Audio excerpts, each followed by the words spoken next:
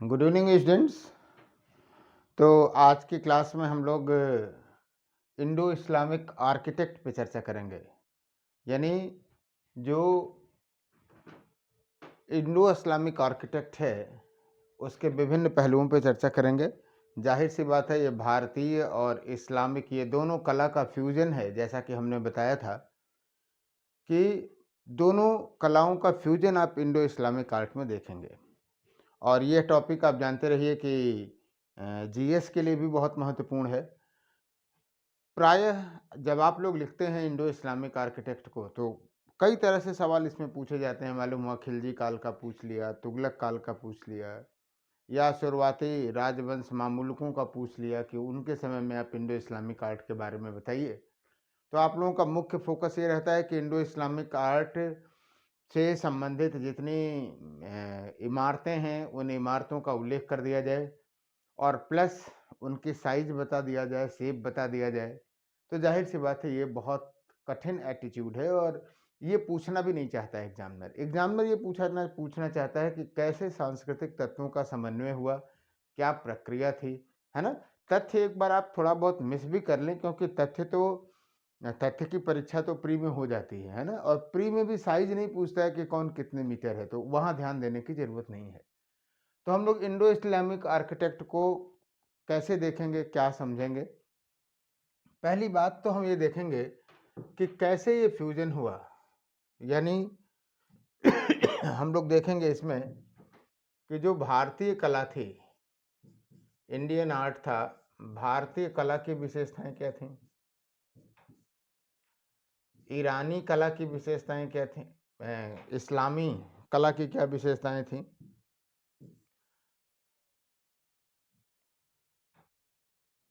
इस्लामी। और जब ये दोनों का फ्यूजन हुआ तो इंडो इस्लामिक में क्या क्या आया, इंडो इस्लामिक कला की क्या विशेषताएं रहीं। और फिर आप एक कह सकते हैं कि जो प्रारंभिक तुर्की सुल्तान हैं, इसके समय में फर्स्ट फेज में देख लेंगे कैसे कला का विकास हुआ। सेकंड फेज में खिलजी वंश को देख लेंगे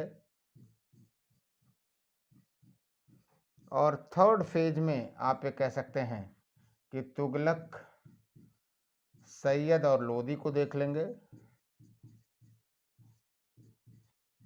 और चौथे फेज में, फोर्थ फेज में, जो स्थानीय चित्रकला शैलियां हैं, लोकल स्थानीय चित्रकला शैलियां हैं, स्थानीय स्थापत्य चित्र नहीं, स्थापत्य शैली,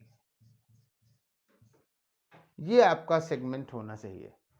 हम मानते हैं कि जीएस के स्तर पे स्थानीय स्थापत्य को नहीं पूछेगा, लेकिन ऑप्शनल में तो ये भी पूछ सकता है कि अलाउद्दीन खिलजी के समय में शर्कियों की या जो मांडू कला की विशेषताएं हैं वो कैसे डेवलप हुई। श्योर, तो ये दिमाग में रखना चाहिए। और चूंकि किसी भी किताब में व्यवस्थित रूप में नहीं लिखा हुआ है, इसलिए लड़के केवल भटकते हैं और जब पढ़ते हैं तो केवल तथ्यात्मक बाजीगरी ज़्यादा करते हैं और कॉन्सेप्ट में नहीं जा पाते हैं। तो आइए हम लोग एक एक सेक्शन को देखते हैं। सबसे पहली बात तो इस कॉन्सेप्चुअली इन तीनों चीज़ों को, ये तीनों देखते हैं। आइए देखिए, जो भारतीय कला थी, स्थापत्य कला का जो विकास हुआ, स्थापत्य कला, तो हम लोग पहले देखते हैं कि भारतीय कला की क्या विशेषताएं थी और इस्लामी कला की, इस्लामी और भारतीय कला की, भारतीय स्थापत्य की। और जब मिलाया गया, भारो इंडो इस्लामिक बना जब, तो कैसे कौन कौन से लक्षण आए। आपको याद होगा कि हमने आपको बताया था कि जब सांस्कृतिकरण या विभिन्न संस्कृतियां आपस में मिलती हैं तो पहले तो प्रतिरोध होता है, लेकिन एक समय के बाद दोनों की जो विशिष्ट गुण हैं वो क्या होते हैं कि उनको मिला करके एक नई नया गुण बनता है जिसे इंटीग्रेटेड कल्चर या नई नवीन समेकित संस्कृति बनती है, जिसे हम लोग इंटीग्रेटेड कल्चर कहते हैं। वो चीज़ स्थापत्य में भी आप देखेंगे कि भारतीय स्थापत्य और इस्लामी स्थापत्य के विशेषताओं को मिला करके एक नई इस्लामिक संस्कृति, नई इंडो इस्लामिक संस्कृति डेवलप होगी। एकदम बहुत प्रेम से समझने की ज़रूरत है इसे। जैसे आपको बताऊं, जब भारतीय स्थापत्य को देखेंगे, हमने आपको चर्चा किया है मंदिरों में, तो अगर आप देखेंगे तो इनकी कुछ सामान्य विशेषताएं दिखाएंगे। पहली बात तो ये कि खुली जगह। आप देखिए बड़े बड़े मंदिरों में प्रांगण रहता है, और जितना ही ओपन प्रांगण है उतना ही वो थोड़ा सा भव्य दिखाई देगा आपको। तो खुली जगह दिखाई देगी। दूसरी चीज, पाई और ब्रैकेट का प्रयोग। पाई और ब्रैकेट का प्रयोग स्थापत्य में। पाई ब्रैकेट का मतलब क्या हुआ, समझते भी चलिए। जैसे आप देखते होंगे कि मंदिरों में भी इस तरह की जो स्थलाकृतियां आपको मिलेंगी, ये वाली, इसको रोटेट कर दीजिए ऐसे, है ना। खास करके जो ताखे बनते थे, याद आ रहा है, दीवालों में इस तरह का तिरछा तिर्यक जो डिजाइन्स हैं उसका प्रयोग होता था। पर्याप्त आप चित्रकला देखेंगे, सजावट, चित्रकला या सजावट देखेंगे, और इसमें भी मूर्तियां दिखाई देंगी आपको। मूर्तियां स्थापित हैं जो कि पशु की हैं, और पशुओं की भी हैं, और भारतीय मनुष्यों की जो है वो देवी देवताओं की हैं, वो तो है ही है, मनुष्यों की आकृतियां हैं, है ना। राइट। पहली बात हमने बताया खुली जगह दिखाई देगी। दूसरी, पाई और ब्रैकेट का प्रयोग दिखाई देगा। तीसरा दिखाई देगा चित्रकला या सजावट आपको पर्याप्त रूप से दिखाई देगा। इसके अतिरिक्त अगर आप देखें तो एक जो मेहराब आपको दिखाई देता है, या आप ये कह सकते हैं कि कार्बेल्ड टेक्निक के मेहराब, एकदम समझते चलिए। कार्बेल्ड तकनीक के मेहराब, तकनीक के मेहराब, ये लोथल से ही आपको मिलने शुरू हो जाते हैं। लेकिन जो कार्बेल्ड तकनीक के मेहराब थे वो कैसे थे, जैसे मालूम हुआ कि आपने ये 2 पिलर निकाले, है ना, और ये 2 पिलर यहाँ आपने बनाया, और एक एक ईंटें निकालते हुए आप आगे बढ़ गए। 1 मिनट फिर से समझाते हैं आपको।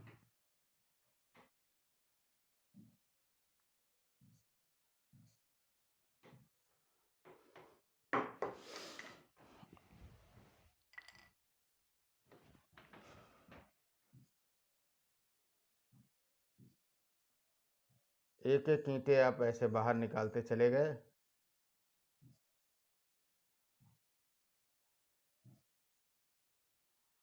तो ये जो मेहराब थी, आकृति थी, ये कार्बेल्ड तकनीक के आधार पर थी, और ये भारत में प्रयुक्त होती थी। नॉन साइंटिफिक इसलिए थी क्योंकि इसका भार एक बिंदु पर आता था, और ऐसी इमारतें या इस तरह की तकनीक से जो बना स्थापत्य होगा वो जल्दी गिर जाएगा, है ना। तो ये भारतीय जो स्थापत्य कला थी उस समय, आप ये कह सकते हैं कि ये प्रमुख उसकी विशेषताएं थीं। अब आइए जरा हम लोग देखते हैं कि इंडो इस्लामिक या इस्लामिक स्थापत्य की क्या विशेषता थी। अगर आप इस्लामिक स्थापत्य की विशेषता को देखें तो सबसे पहली चीज तो यहाँ आपको दिखाई देगी, खुला जगह दिखाई देगा। यानी जो इंडो इस्लामिक व्यवस्था और इसमें ये दोनों कॉमन चीज आपको दिखाई देगी। पहली चीज, मेहराब का प्रयोग, मेहराब एवं गुंबद का प्रयोग। जब आपसे प्रीलिम्स में भी पूछा जाता है कि भारत में मेहराब कौन ले आया, तो आप तुर्कों को श्रेय देते हैं, लेकिन अच्छी तरह से जानते रहिए कि मेहराब और गुंबद ये दोनों इस्लामिक नहीं है, बल्कि अरबों ने इसे बेजेंटाइन साम्राज्य से लिया था। लेकिन हाँ, भारत में ले आने का श्रेय जो है वो किसको है, वो निश्चित रूप से तुर्कों को है। मेहराब इस तरह की संरचना है, आर्क आप इसे कह सकते हैं,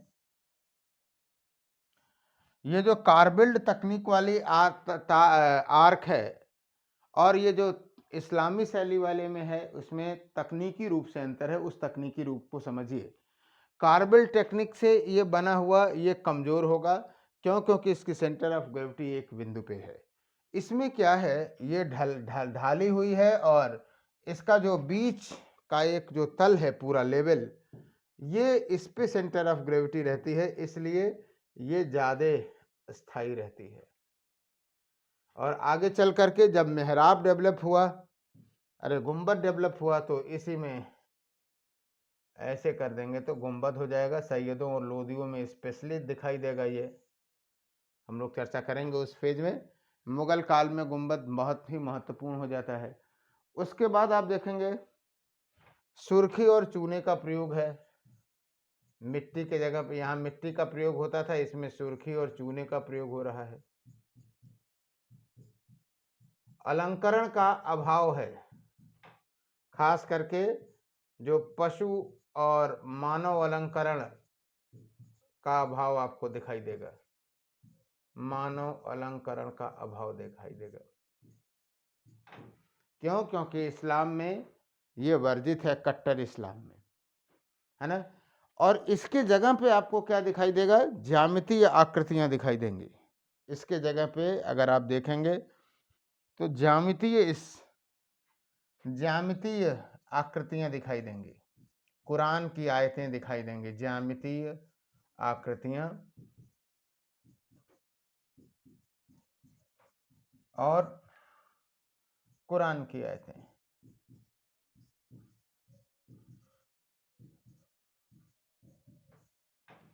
राइट, ये दो अलग अलग स्थापत्य की जो प्रमुख हमने आपको बताया कि जो विशेषताएं थी वो ये थी। श्योर। और जब ये इंडो इस्लामिक आर्ट हुआ तो जाहिर सी बात है कुछ विशेषता इसकी ली गई, कुछ विशेषता इसकी ली गई, और जो नई विशेषताएं बनी वो इन दोनों के मेल से बनी। कौन सी? इंडो इस्लामिक स्थापत्य। तो अब हम लोग देखना चाहेंगे कि इंडो इस्लामिक स्थापत्य की क्या विशेषता थी। इंडो इस्लामिक स्थापत्य की जाहिर सी बात है, चलिए अभी पहले हम लिखें तब फिर एनालाइज करेंगे और बताएंगे आपको।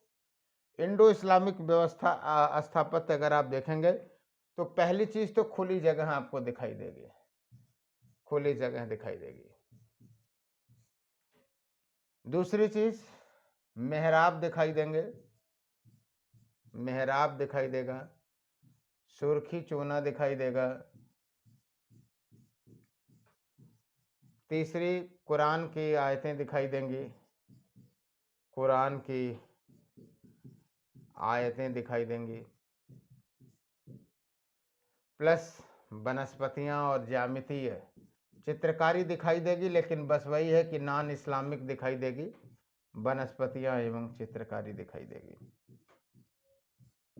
है ना। ये इंडो इस्लामिक आर्किटेक्ट की जो प्रमुख विशेषताएं हैं वो दिखाई देंगी। मेहराब में मेहराब चूंकि ज़्यादा वैज्ञानिक था इसलिए मेहराब को यहाँ पे प्रयुक्त किया गया। पाई और जो ब्रैकेट्स है उसका भी प्रयोग कम दिखाई देगा क्योंकि उसमें भी संतुलन की समस्या थी, है ना।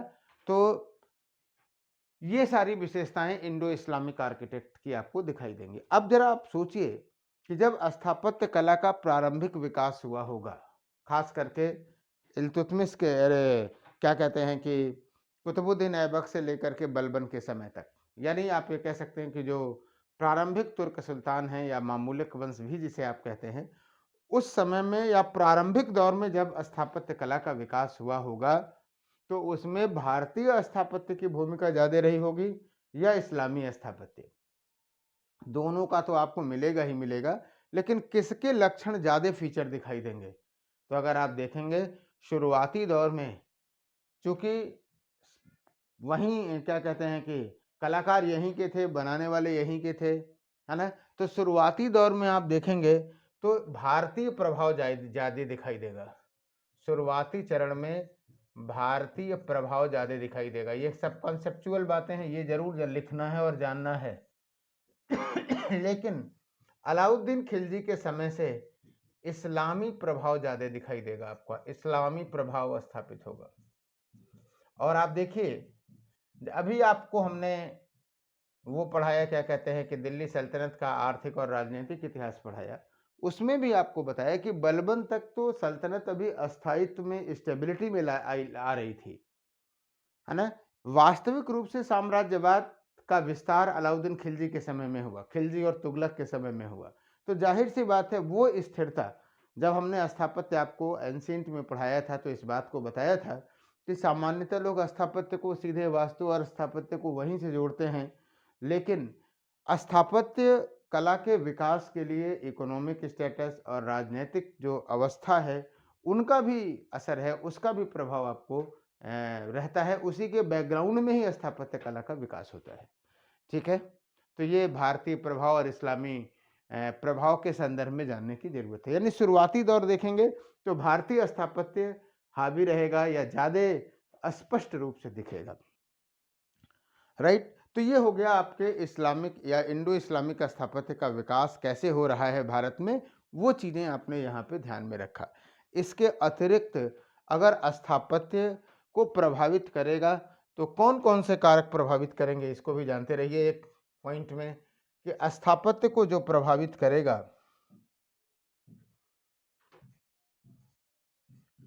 वो सबसे पहले तो निश्चित रूप से राजनीतिक अस्थायित्व, पॉलिटिकल स्टेबिलिटी, राजनीतिक अस्थायित्व, पॉलिटिकल स्टेबिलिटी सीधे जोड़िए। आप देखेंगे कि इल्तुतमिश के उत्तराधिकारियों के काल में आप देखेंगे तो कोई भी स्थापत्य कला के संबंध में विकास नहीं हो पाया। क्यों? क्योंकि सुल्तान खुद ही तुर्काने चहलगानी के लोगों में उलझा रहा, तो क्या वो स्थापत्य में अभिव्यक्ति देगा। तीसरी चीज, दूसरी चीज, संसाधन, रिसोर्सेज। अगर आप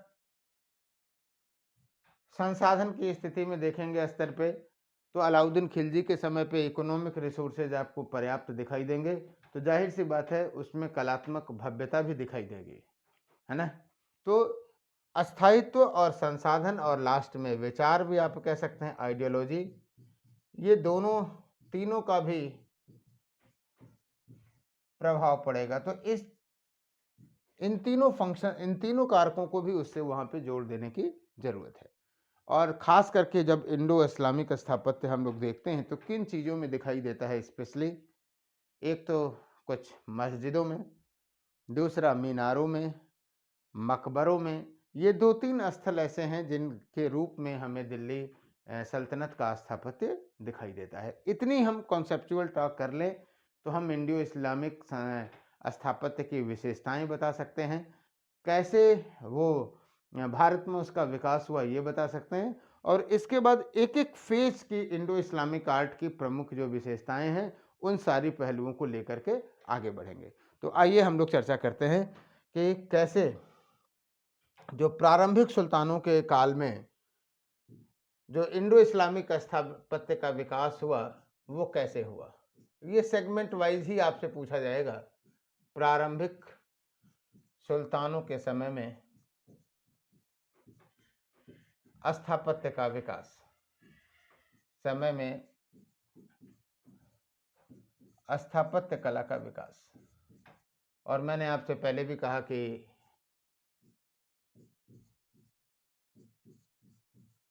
इस दौर में आपको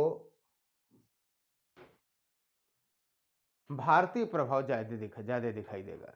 वैसे ही जैसे ही तुर्क भारत में आए तो सबसे पहली आवश्यकता क्या होती है, जाहिर सी बात है उनका देश या उनकी जो धार्मिक मान्यताएं थीं और जो हमारी धार्मिक मान्यताएं थी वो अलग थीं। इसलिए अपनी धार्मिक भावनाओं की अभिव्यक्ति के लिए एक धार्मिक स्थल होना बहुत आवश्यक था।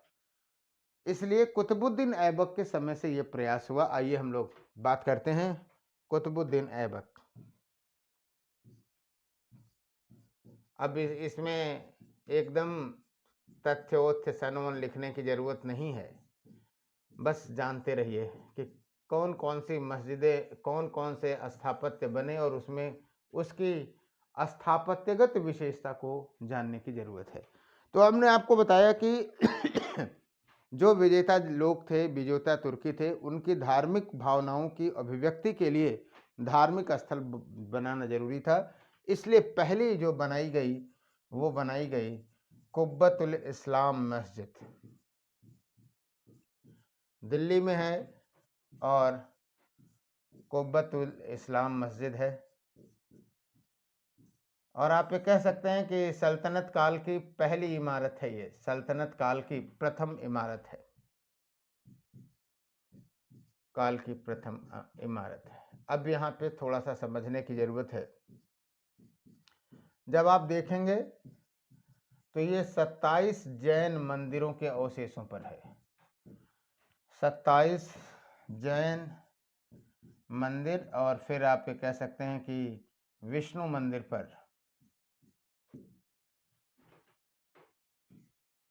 मंदिर पर अवस्थित है, बनाया गया है। देखिए, जाहिर सी बात है, अगर आप धार्मिक व्याख्या देखेंगे तो ये धार्मिक कट्टरता के रूप में आपको दिखाई देगा कि यार उन्होंने हमारे मंदिर और उसको ध्वंस करके बनाया।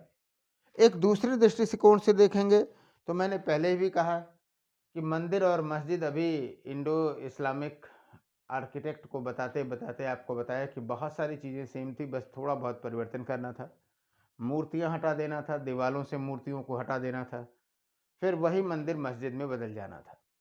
तो उन्होंने कम प्रयास में उसे बदला। दूसरी चीज, बहुत कम लोगों का ध्यान है कि इस जैन मंदिर को विष्णु मंदिर में बदला गया था, इसकी चर्चा कोई नहीं करता है ना। तो जैन मंदिर विष्णु मंदिर में बदले जा सकते हैं, तो विष्णु मंदिर धार्मिक स्थान में भी तो बदला जा सकता है, और वो भी उस समय में जब अभी सल्तनत काल में तुर्क स्थापित ही हो रहे थे, है ना। तो कहने का मतलब है कि इस नजरिए से भी देखा जा सकता है। फिलहाल जो कुब्बतुल इस्लाम मस्जिद है, कुब्बत ये जैन मंदिर और विष्णु मंदिर पर बनाया गया है। और आपको बताऊं कि इसमें अगर आप चर्चा करेंगे तो दीवालों पर जो मूर्तियां हैं, दीवालों पर मूर्तियों को हटाया गया है, ध्वस्त किया गया है। जाहिर सी बात है यह उनकी मान्यताओं के अनुरूप नहीं था, राइट। तो कुब्बतुल इस्लाम मस्जिद यही था। आपको बताऊं कि कुब्बतुल इस्लाम मस्जिद में क्या हुआ कि इसका जो इल्तुतमिश के समय में पूरा तो कराया गया, किसके समय में, इल्तुतमिश के समय में, और इल्तुतमिश ने कराया, और बाद में अलाउद्दीन खिलजी ने इसका विस्तार किया, खिलजी ने विस्तार किया।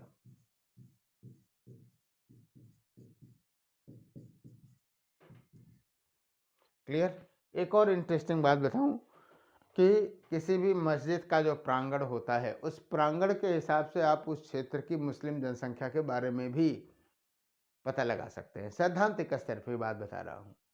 क्यों? क्योंकि जामा मस्जिद के दिन जितने माना जाता है कि सारे जो मुस्लिम्स हैं वो एक साथ क्या कहते हैं कि उस मस्जिद में जुमे के दिन सामूहिक नमाज पढ़ेंगे, और जितने लोगों के नमाज पढ़ने की वहाँ पे कैपेसिटी है उसका दुगना कर दीजिए तो उस क्षेत्र की मुस्लिम जनसंख्या के बारे में पता चल जाएगा।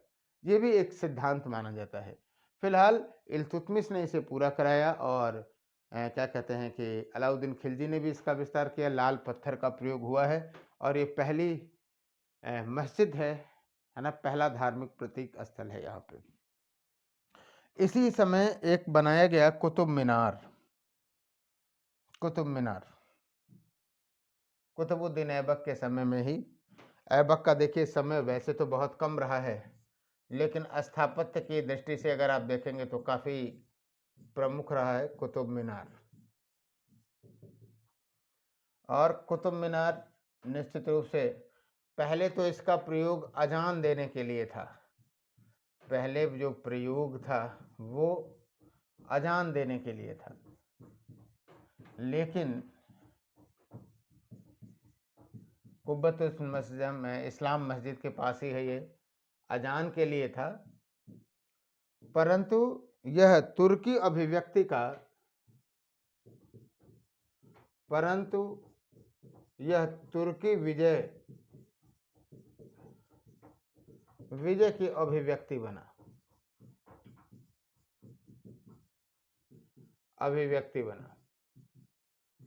यानी जिस तरह से कीर्ति स्तंभ बनते हैं, भारतीय परंपराओं में भी कीर्ति स्तंभ बनाने की परंपरा रही है, उसी तरह से कुतुब मीनार को भी हम मान सकते हैं क्या कि तुर्की विजय का ये प्रतिबिंब था। आपको बताऊं कि इसकी जो योजना थी वो क्या थी कि 3 मंजिला मीनार थी ये।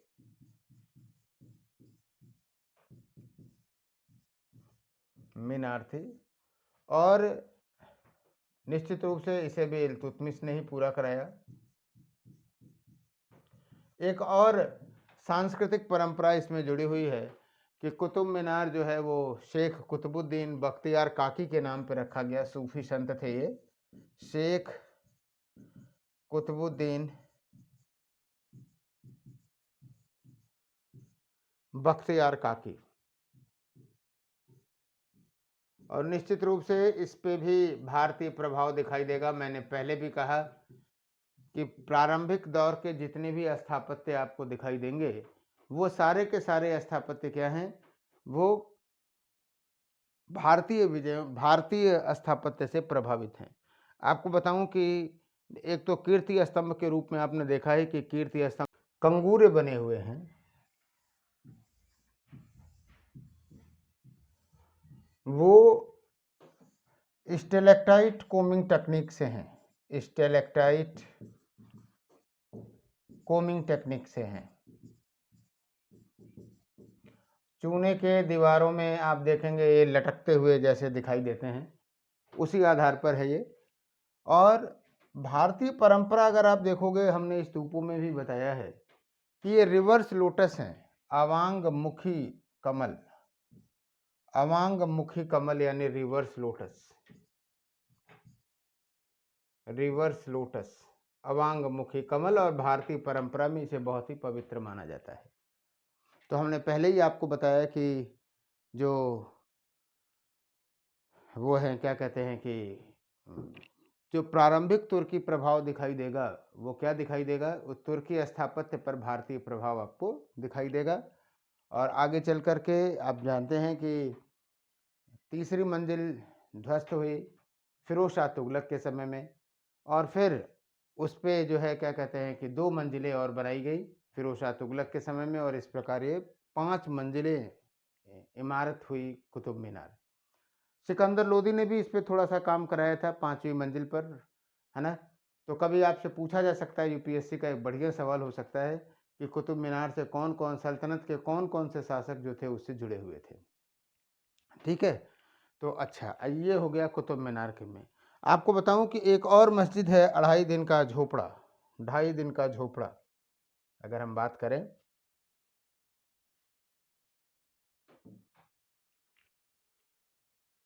2.5 दिन का झोपड़ा, ये अजमेर में स्थित है। और इसकी जो बनावट है एक काफ़ी हद तक आप ये कह सकते हैं कि कुब्बतुल इस्लाम मस्जिद जैसी है, सेम है, सिमिलर है। लेकिन कुब्बतुल इस्लाम मस्जिद से थोड़ी सुंदर है ये, बनावट में, आर्किटेक्ट में थोड़ी सी आप अच्छी मान सकते हैं। पहाड़ी पर स्थित है और ये स्पेशली एक संस्कृत विश्वविद्यालय था और मंदिर भी था। संस्कृत विद्यालय आप जानते हैं मंदिरों के साथ हुआ करते थे। और इसका निर्माण कराया था विशल देव ने। और इसकी दीवारों पर आप देखेंगे हरिकेल नाटक अंकित है, प्लस पौराणिक बातें भी हैं। और फिर उसे क्षतिग्रस्त कर दिया गया जैसे कि कुब्बतुल इस्लाम मस्जिद में किया गया। तो निश्चित रूप से जब हम इस नज़रिए से देखते हैं कि ये हमारे धार्मिक स्थलों को तोड़कर बनाया गया, तो निश्चित रूप से ये अच्छा नहीं लगता है। लेकिन हमने आपको बताया कि इसका दूसरा नज़रिया भी समझिए कि चूँकि भारतीय स्थापत्य में और इस्लामी स्थापत्य में बहुत सारी समानताएँ थीं, इसलिए समानताओं उनके धार्मिक स्थलों को अपने धार्मिक स्थलों के रूप में बदल लेना आसान था और इसलिए ऐसा हुआ। और यही वजह है कि आप देखेंगे कि पहले दौर में फर्स्ट राउंड में, शुरुआती दौर में जो भारतीय स्थापत्य की जो विशेषताएँ हैं वो ज़्यादा दिखाई देंगी इस पे। क्लियर है? राइट? तो अब आइए हम देखते हैं, बात करते हैं इल्तुतमिश के समय की बात। इल्तुतमिश, और एक बात फिर मैं कहूँगा कि जो आप स्थापत्य देख रहे हैं यहाँ पे, स्थापत्य, जिस स्थापत्य कला की बात मैं कर रहा हूँ, उस समय में आप तत्कालीन राजनीतिक स्थिति को भी आप देखिए, संक्रमण काल की को भी समझिए। तो उस समय में इसी तरह के संक्रमणकालीन कार्य किए जा सकते थे, है ना? इल्तुतमिश को देखेंगे, इल्तुतमिश का समय अपेक्षाकृत आपको ज़्यादा दिखाई देता है कुतुबुद्दीन ऐबक के समय से, लेकिन इल्तुतमिश के समय में बहुत सारी राजनीतिक चुनौतियाँ थीं। राजपूतों का भय था, मंगोल आक्रमण का भय हुआ, उसको खुद चुनौती दिया किसने? याल्दूज और कुबाचा ने। तो ऐसी स्थिति में जब सल्तनत अभी अस्थायी रूप से बन भी नहीं पाई है, तो आप ये ना अपेक्षा करिए कि बहुत बड़े-बड़े स्थापत्य बनेंगे, है ना? तो ऐसी स्थिति में इसको रिलेट करके जब आप देखेंगे तो चीज़ें और भी क्लियर होंगी। पहला काम तो इसने यही किया कि इल्तुतमिश ने जो ऐबक के अधूरे कार्य थे, अधूरे स्थापत्य को पूरा कराया, को इसने पूरा कराया।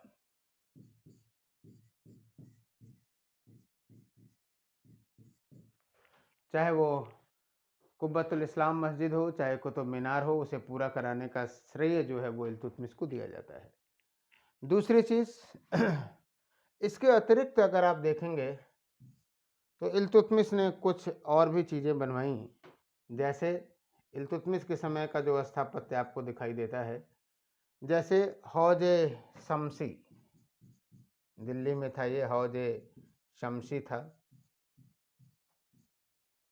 बदायूं की जामा मस्जिद, बदायूं का ये इक्तदार रह चुका था, तो बदायूं की जामा मस्जिद। अतरिकन दरवाज़ा, नागौर में अतरिकन दरवाज़ा, ये सब इल्तुतमिश के द्वारा बनाए गए हैं। हौज शमसी की बात बताएं, हौज का मतलब हुआ तालाब हुआ, और ये मस्जिदों के पास बनाया जाता था तालाब, यानी कम से कम पानी रहना चाहिए। नमाज के समय जो लोग आते हैं वज़ू करते हैं, उसके पीछे जो साइंटिफिक वो है वही रहता है। तो ये तालाब बनवाया। जामा मस्जिद मानी जाती है किसी क्षेत्र में यदि बहुत सारी मस्जिदें हैं तो जो सबसे बड़ी मस्जिद रहती है वही उसे जामा मस्जिद कहते हैं, है ना? तो ये सारे स्थापत्य बनवाए। इसके अतिरिक्त अगर आप देखें तो आप ये कह सकते हैं कि दो मकबरे आपको मिल जाएंगे यहीं पे। पहला जो मकबरा है, सुल्तानगढ़ी का मकबरा, सुल्तानगढ़ी का मकबरा, और ये इल्तुतमिश के पुत्र का है, नासिरुद्दीन महमूद नाम था इसका भी। अब ये ना सोचिएगा कि सर ये नाम तो और भी मिलता है, तो एक नाम के दो लोग हो भी सकते हैं। नासिरुद्दीन महमूद सुल्तानगढ़ी का ये मकबरा था। और आपको बताऊं कि इसका जो सेंट्रल पक्ष है, जो केंद्रीय जहां मकबरा बना है, वो ऑक्टोगोनल है। ऑक्टोगोनल मतलब क्या हो गया? अष्टभुजाकार है, अष्टभुजाकार है, और लाल पत्थरों का प्रयोग हुआ है, लाल पत्थरों का प्रयोग है। और जो क्या कहते हैं कि जो चित्रकारी है वही इस्लामिक चित्रकारी आपको मिलेगा, कि क्या कहते हैं कि कुरान का और पत्तियों का प्रयोग मिलेगा। साथ ही साथ यहाँ पर आपको कार्बिल्ड तकनीक का, यानी अभी मेहराब नहीं यूज हो रहा है, इस्लामिक कार्बिल्ड तकनीक का आपको एक मेहराब का प्रयोग मिलेगा। ये सारी विशेषताएं पूछी जा सकती हैं, सिंपल भी पूछा जा सकता है या स्टेटमेंट 1 स्टेटमेंट 2 के हिसाब से पूछा जा सकता है। अदरवाइज आप जब मेंस में लिखेंगे तो इस सारी इन विशेषताओं को हाईलाइट करेंगे, ना कि डायमेंशन को हाईलाइट करेंगे कि सर इतने गुणे इतने में ये बना हुआ था, उससे कोई फायदा नहीं है ना? उसकी विशेषताओं को बताइए। और अभी तक आप देख रहे हैं कि इल्तुतमिश का जो भी मकबरा बना, यानी सुल्तानगढ़ी का जो मकबरा है, इस मकबरे में भी क्या कहते हैं कि जो आपके हिंदू स्थापत्य के जो लक्षण हैं या जो भारतीय स्थापत्य के लक्षण हैं वो ज़्यादा प्रभावी दिखते हैं। क्लियर? तो आइए नेक्स्ट एक मकबरे की बात करें, इल्तुतमिश का मकबरा। इल्तुतमिश का मकबरा, इल्तुतमिश के समय की आप बात कह सकते हैं तो ये अंतिम स्थापत्य कह सकते हैं, इल्तुतमिश का मकबरा।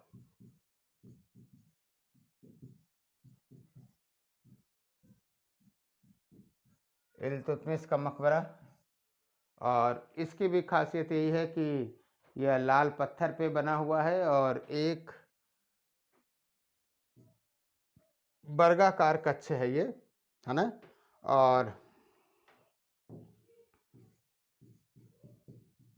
वर्गाकार कक्ष है, लाल पत्थरों का बना हुआ है, तो लाल पत्थर उस समय प्रयुक्त होता ही था। 3 तरफ इसके क्या कहते हैं कि प्रवेश द्वार है ना? और वो एकदम लाल पत्थरों का प्रयोग है, सजावट का प्रयोग किया गया है। ये इल्तुतमिश के मकबरे की खासियत है। तो ठीक है, वर्गाकार कक्ष हुआ, 3 प्रवेश द्वार आपको दिखाई दे जाएंगे, 3 तरफ से प्रवेश द्वार है, लाल पत्थरों का प्रयोग है। यानी कुल मिलाकर के इल्तुतमिश के समय तक जो भी स्थापत्य हुआ, वो स्थापत्य आप कह सकते हैं कि सर उसमें भारतीय स्थापत्य की विशेषताएं ज़्यादा प्रभावी रूप से हमको दिखाई देती हैं। क्लियर है? अब आइए हम लोग बात करते हैं बलबन के समय की।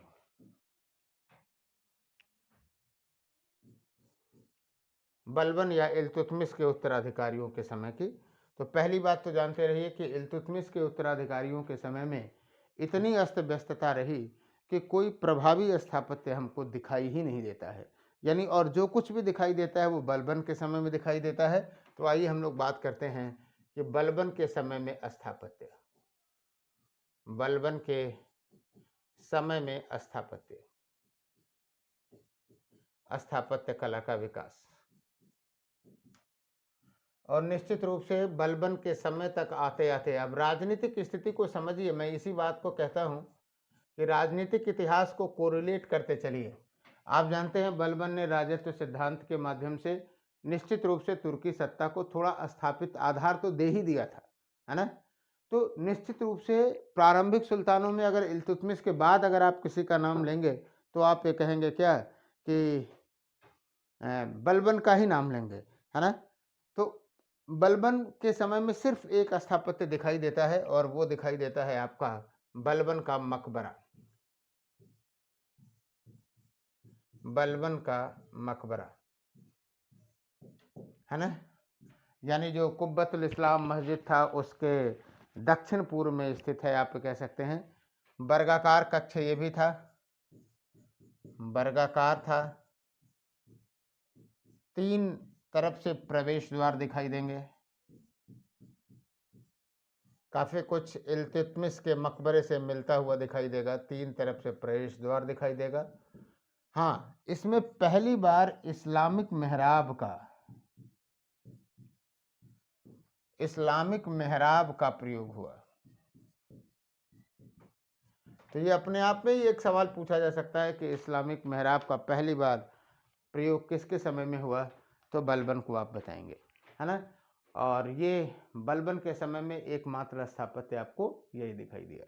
ठीक है, अब आइए हम लोग बात करते हैं खिलजी के समय में स्थापत्य कला का विकास। खिलजी के समय में अलाउद्दीन खिलजी के समय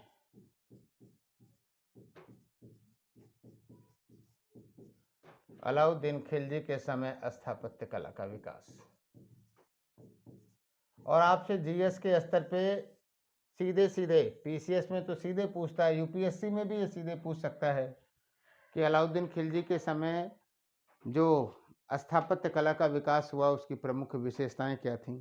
तो जाहिर सी बात है जितनी बातें हम आपको बता रहे हैं विशेषताओं के साथ उनके उदाहरण को आप दे सकते हैं, ऐसे भी पूछा जा सकता है। तो अलाउद्दीन खिलजी के समय में आप देखेंगे तो एक नवीन परिवर्तन आपको दिखाई देगा। वो परिवर्तन क्या दिखाई देगा कि अभी तक 2-3 चीज़ें आप ध्यान में रखिए। अभी तक क्या था कि भारतीय स्थापत्य का प्रभाव ज़्यादा दिखाई देता है इंडो इस्लामिक में।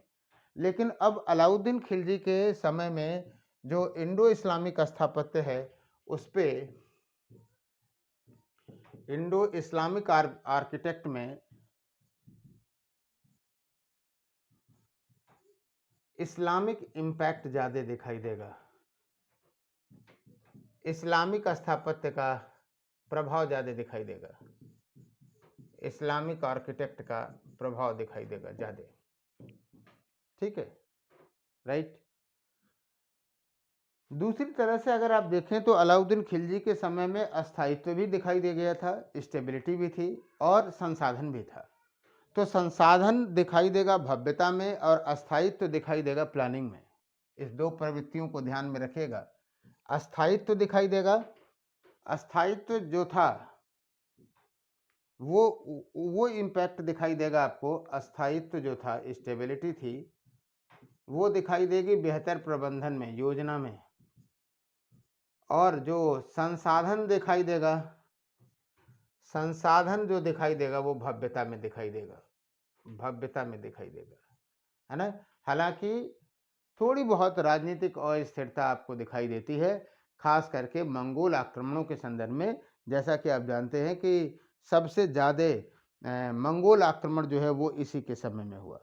ठीक है, आइए देखते हैं कि अलाउद्दीन खिलजी के स्थापत्य के कुछ प्रमुख स्टेप या कौन कौन से थे, उसको देखते हैं। वास्तव में अलाउद्दीन खिलजी की जो खुद की योजना थी वो ये थी कि वो एक नया मीनार बना सके।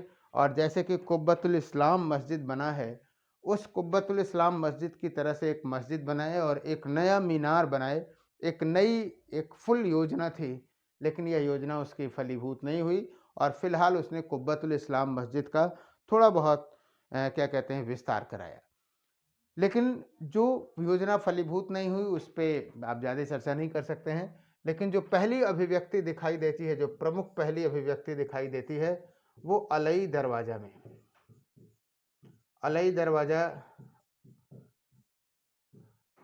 और इसे आप ये कह सकते हैं कि प्रथम इस्लामिक,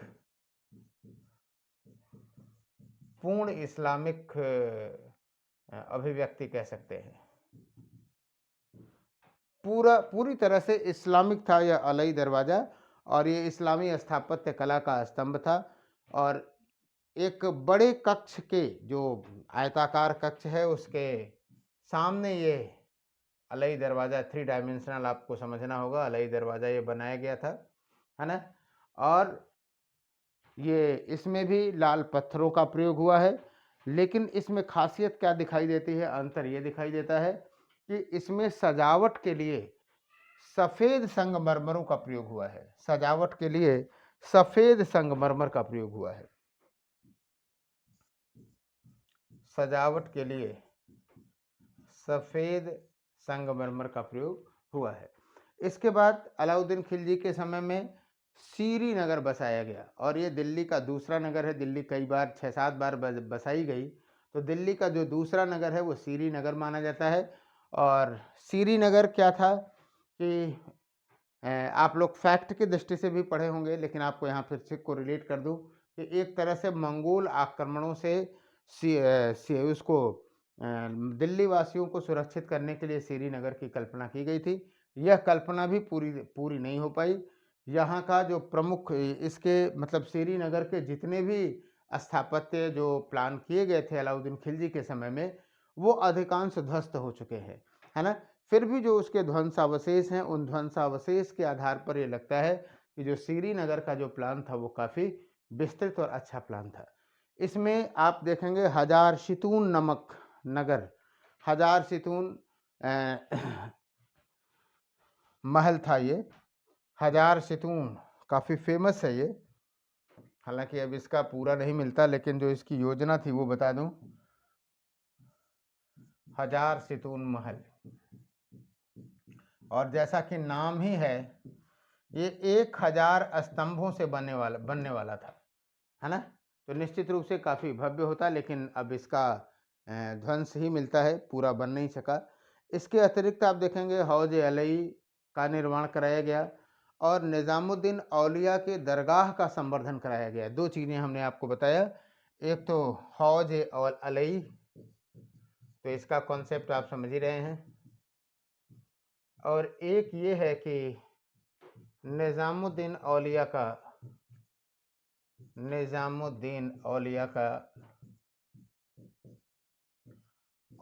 के दरगाह की, निज़ामुद्दीन औलिया के दरगाह की मरम्मत कराया इसने या संवर्धन कराया। आजकल के जो इतिहासकार हैं वो इस पर प्रश्न चिन्ह उठाते हैं। वो इसलिए प्रश्न चिन्ह उठाते हैं कि सामान्यतः क्या है कि जो चिश्ती संप्रदाय के लोग थे, चिश्ती संप्रदाय के लोगों में माना जाता था कि उन्होंने सत्ता से एक दूरी रखी है ना, लेकिन निज़ामुद्दीन औलिया के दरगाह का जिस तरह से संवर्धन कराया गया, उस तरह से अगर आप देखें तो कहीं न कहीं सल्तनत काल से इसका इंटर रिलेशन आपको दिखाई देने लगेगा, है ना। दूसरी चीज़, इसी के हाथे में एक बना जमैयत खाना मस्जिद बना, जमैयत खाना मस्जिद। इसी के समय में एक मस्जिद बना जमैयत खाना, इसी के प्रांगण में है ये जमैयत खाना मस्जिद। अब देखिए, ये सब चीज़ों को आपको लिखना जरूर है, याद रहना चाहिए कि अलाउद्दीन खिलजी के समय में कैसे हुआ, क्या नहीं हुआ। और ये इस्लामी आदर्शों पर बनी पहली मस्जिद मानी जाती है, जमैयत खाना मस्जिद। देखिए, फर्स्ट इस्लामिक हमने आपको बताया, मेहराब बलबन में बताया। फर्स्ट इस्लामिक आर्किटेक्ट को अलई दरवाज़ा बनाया। फर्स्ट इस्लामिक आदर्शों पर आधारित जो मस्जिद है वो क्या है, जमैयत खाना मस्जिद है। क्लियर है। और कुल मिलाकर के ये 3, 4, 5 जो मस्जिद जो स्थापत्य आपको दिख रहे हैं, वो टोटली इस पे इस्लामिक इम्पैक्ट ज़्यादा दिखाई दे रहा है।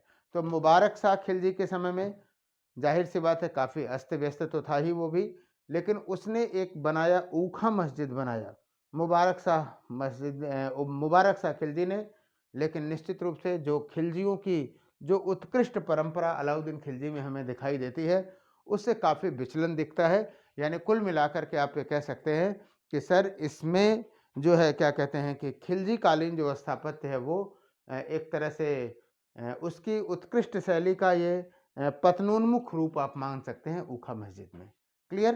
तो हमने आज की क्लास में अलाउद्दीन खिलजी के समय तक स्थापत्य कला का विकास कैसे हुआ उसको कॉन्सेप्ट से जोड़ना चाहा, और तथ्य भी पर्याप्त हैं। इससे ज़्यादा आप अगर खोजेंगे तो बहुत सारे तथ्य मिलेंगे नहीं, लेकिन जब आप मेंस की राइटिंग करें तो इस बात का अवश्य ध्यान दें कि जो है तथ्य के साथ साथ उसका जो कॉन्सेप्ट है उस कॉन्सेप्ट को जरूर लिखें।